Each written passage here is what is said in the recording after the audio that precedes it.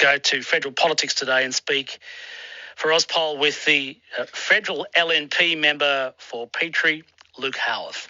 Luke, thanks for coming in. Steve, thanks for having me. Great to be with you. Can I ask you a question without notice? Sure. I hear tell that people often get your surname wrong, that people call you Horwath or Howarth. Why is this? Is this true? It is true, yeah. Some people say Horwath. There was a former Coalition federal MP that I'd known for years, and she called me Horwath for, I think, a decade. I kept saying to her, it's Howarth, okay? Howarth. And she kept calling me Horwath, but... and I believe journos get it wrong all the time. No, it's forgiven. I just wanted to make sure. It is Howarth, but Luke Howarth. I'm pretty sure I must have got it wrong at one point, a couple of years back. That's all right. Yeah, a couple of years back. Okay. Yeah, it's all good, but... So it doesn't happen. It happens every now and then. You got it perfect today, mate. Perfect. Luke Howarth is the member for Petrie. What can you tell me about the travel bubble between New Zealand and Australia? Anything significant or anything more? We've heard it announced today. The Prime Minister said a few words about it today. Yeah, look, I think it's pretty well has been said. The Prime Minister did a press conference, I think, at 20 to 4. Yep. So he's announced all that. I mean, it's good news for New Zealand people that are living in Brisbane or Moreton Bay or Redlands in these areas that might want to get home and see loved ones. They'll be able to do it in a couple of weeks' time without having to quarantine. Mm-hmm. For those people that are sort of looking to holiday, but I'd say forget New Zealand, take advantage of the half-price air tickets that we've got going for the next 4 months.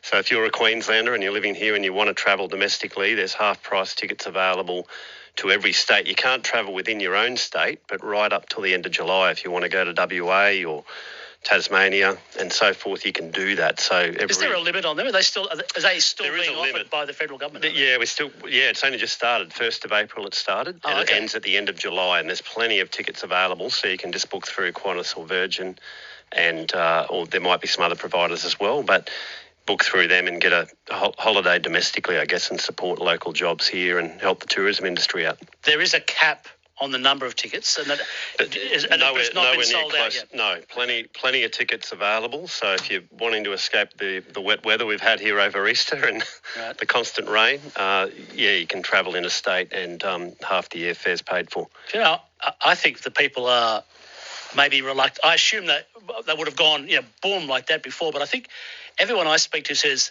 I was a bit nervous about travelling interstate.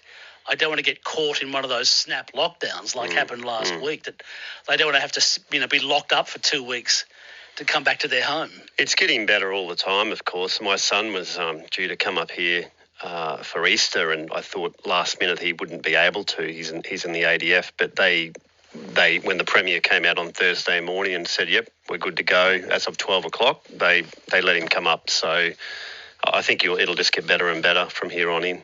Luke Howarth is my guest. Let's play just a brief grab of the Prime Minister, what he said today about the travel bubble between Australia and New Zealand.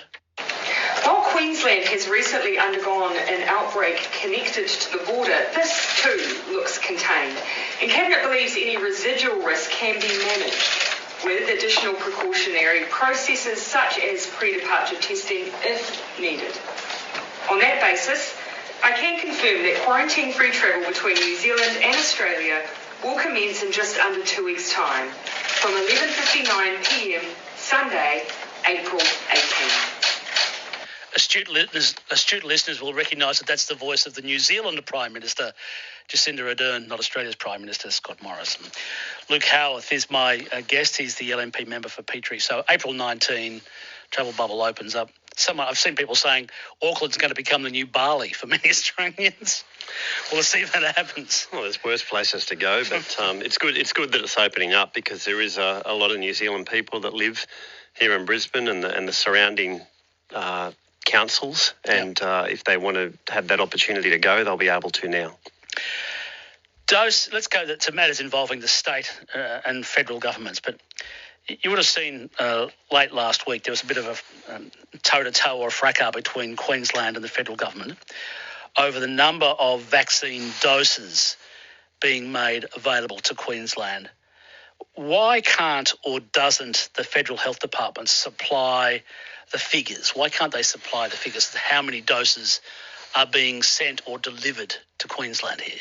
Yeah, look, I did see that last week, and I think there were some journalists asking questions about the unvaccinated nurse, and There are figures which I think are available. I spoke to the Health Minister, Greg Hunt, today. I mean, last week, as we know, there was 105,000 doses supplied to Queensland.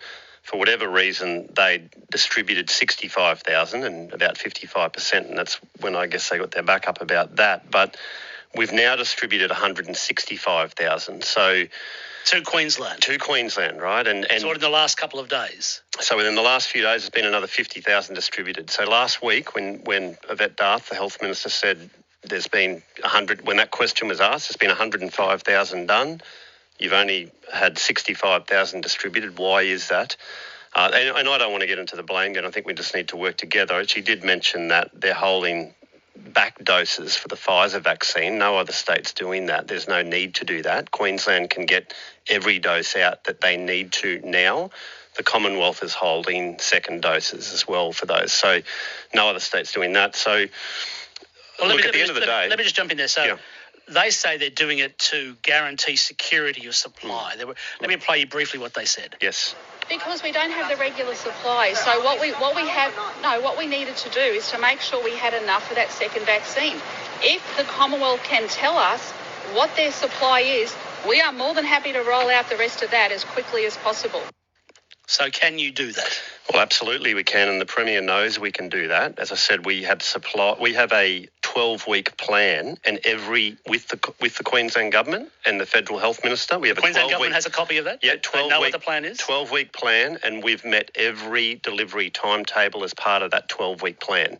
As I said, no other state is withholding vaccines. So, as I said, I don't want to get into the blame game. Let's just get this thing delivered for Australians. We appreciate the jobs that states are doing, including Queensland. Let me say that as a federal MP. We appreciate what the Queensland Government's doing. We appreciate what GPs are doing. We just want to get the vaccine rolled out quickly and safely for Australians. So I think we should just forget the blame game. We want to just get on with getting it done. And so the number of vaccine doses that have come to Queensland in the last week is now 165,000, I was told this morning by Health Minister Greg Hunt. Okay. My guest is the LNP member for Petrie, Luke Howarth. This is ABC Radio Brisbane. Mass vaccination. So if you were to go to UK today, you'd see places like, I think it's Winchester Cathedral or Salisbury Cathedral, all the church pews have been pulled out, and there's all these little medical cubicles that are in there, and they are being mass vaccinated. It's happening in the UK and the US. Now, according to News Corporation, Brendan Murphy, Australia's sort of federal health bureaucrat, told journalists or the Senate inquiry, I'm not sure which, that there was going to be a mass vaccination program. It was going to happen.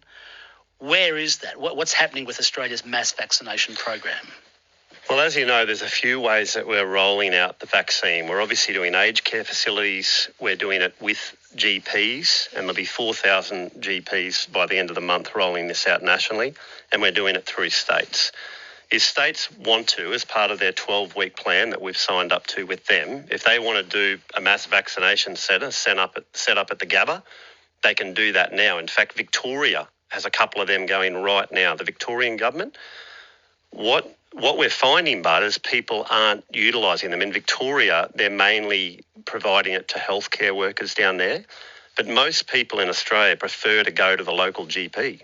That's the reality of what's happening. So most people trust their GP and they're doing it that way. But if they want to, if the states want to do a mass vaccination rollout through a sporting facility, there's nothing stopping them doing that now with the supply that they're getting as part of their 12-week plan. So the Commonwealth is giving enough vaccination doses to all of the states to run mass vaccination programs today? Well, as I say, last week I think we mentioned that Queensland had 105,000. They'd only done 65,000, so there's 40,000 spare there that they could get out through whichever way they see fit, right? So at the moment, of course, there is more demand than supply. I mean, let's face it, most people want to get the vaccine. Most people would take it today. If you said, yep, come on down, let's do it, most people would take it. So there is an issue with supply. Let's be frank about that. We were back in early January, expecting another 3.1 million doses from Europe as well, which we know got held up. We're working on another vaccine with UQ as well, which unfortunately gave a false HIV test, which had to be scrapped.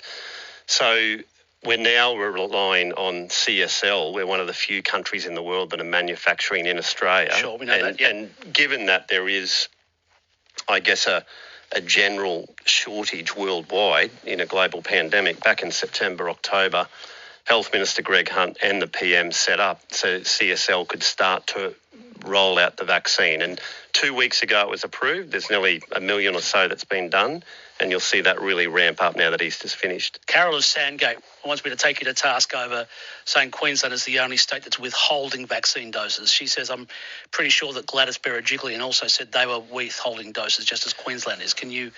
Thanks, Caroline, for the question. All I can tell you is what Federal Health Minister Greg Hunt told me at 10 a.m. this morning, that Queensland's the only state withholding. All right. Yep.